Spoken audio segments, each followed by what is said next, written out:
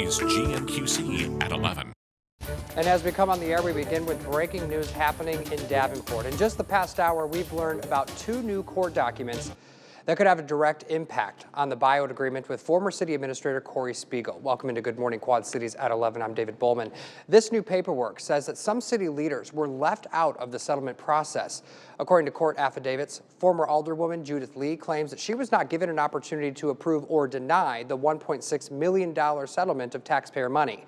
Spiegel received $600,000 for lost wages and a payment of $1 million for, quote, emotional pain and suffering. But Lee says that she's required to sign off on settlement agreements and was never given those documents, was never requested to review the documents, nor approved of the agreement. She claims the agreement was unlawfully signed by the former city attorney, Thomas Warner. At the same time, 2 other former city employees filed their own lawsuit against the city of Davenport.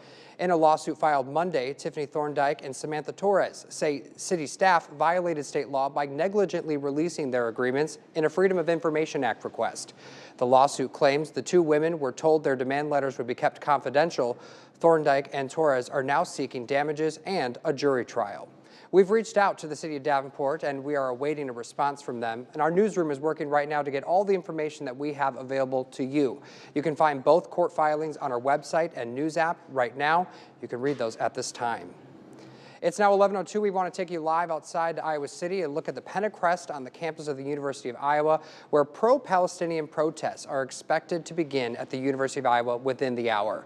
They're expected to last through the weekend. A group called Iowa City Students for Justice in Palestine says it's organizing the protest. On their Instagram page, the group says they are not planning an encampment on the campus like we've seen at other colleges across the country. Now, the group is not listed on the university's page as being one of the official student organizations. A Cedar Rapids attorney says that students do have the right to gather and protest at the university, but there are limitations. But as long as it's just chants and sign carrying and traditional peaceful protests, then it's 100% legal. And hopefully they all will be. Now, Riley, who you just heard from, says police can only arrest students for unlawful actions. In a statement, Governor Reynolds says protesters have a First Amendment right to protest peacefully. We're not going to allow hate speech. We're not going to allow destruction. We're not going to allow what we see happening in some of the universities across this country. It's ridiculous. According to a statement on the group's Instagram page, the group is demanding the university to cut ties with Israeli academic institutions and end partnerships with defense contractors working in Israel. We'll have a team out in Iowa City today to cover this protest, and we'll have more coverage this afternoon right here on News 8. Now we have an excellent weather day with sunshine and 70s, but there is some rain on the way for us. Let's check in with meteorologist Morgan Strackbein for the very latest on our forecast. Yeah, hey, good morning, everyone. We are going to continue to track in a really nice day. Temperatures have already tapped into the mid to upper 60s. Lots of sunshine, calm winds. It's an absolutely beautiful day to get outside. Again, those winds are coming in from the now northeast, and that's going to continue to kind of bring in that refreshing air mass for us. But with all that abundant sunshine, it'll continue to warm us well into the 70s for today. So we have an area of high pressure that's building in. Again, that's going to keep those skies nice and clear. And we'll see highs in the mid 70s. Now, heading into the weekend, we keep comfortable temperatures around, but we do have another round of some showers and storms to talk about. We'll time that out for you coming up in just a little bit. David. All right, Morgan, thank you. It's 11:04. New right now, one man's dead after being struck by a car Thursday night. According to Rock Island Police, the crash happened at approximately 8:25 last night, just west of the Centennial Bridge. Police say that a Chevy Impala hit a 40-year-old man walking along the south side of the street. That man died at the scene. The driver, a 20-year-old male, was treated and released from the hospital. Police are still investigating what happened right now. Now turning to the latest news on the job market. This morning's job report just out in the last couple of hours shows 175,000 jobs were added last month. That's lower than expected and down from the 315,000 jobs added in March. The unemployment rate also rose from 3.8% to 3.9%. That does mark the 27th straight month with a jobless rate below 4%, the longest stretch since the 1960s. Iowa Governor Kim Reynolds is asking President Joe Biden to expedite his presidential disaster declaration for 9 Iowa counties that were hit by storms last week.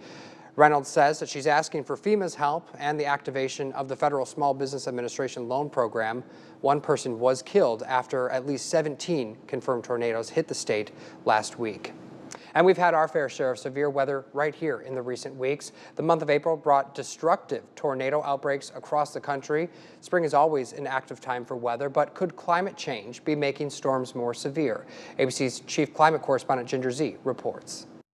Spring is typical tornado season, and April is the third busiest month for tornadoes across the U.S. But this April, we had multiple tornado outbreaks, more than 280 tornadoes. That's the second most since records began in 1950. There are more cameras capturing more tornadoes, but does climate change really have anything to do with this? When it comes to tornadoes, the answer is not simple. At every location, tornadoes are rare events. And we tend to want to find patterns as human beings, because that's a good thing. But we also can find patterns when there really isn't anything there. But climate science is beginning to identify potential trends, including shifts in the number of days with tornadoes and where they're happening. We have fewer days now which a tornado occurs in the United States, but more days when there are a lot of tornadoes. An analysis from Climate Central shows that since 1979, the number of days that are favorable for tornadoes has gone up in states like Tennessee and Mississippi, and it's gone down for much of Oklahoma and Texas. These seemingly small shifts can have a big influence on impacts. One of the big differences between the Mid-South and the Plains is rural population density. A lot more people live in rural areas in, say, Mississippi and Alabama than live in western Kansas and western Oklahoma. While there is still a lot to learn about how our changing climate could be impacting tornadoes,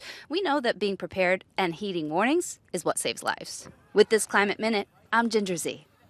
According to the National Weather Service, Illinois has seen 40 tornadoes so far this year, while Iowa has seen 55.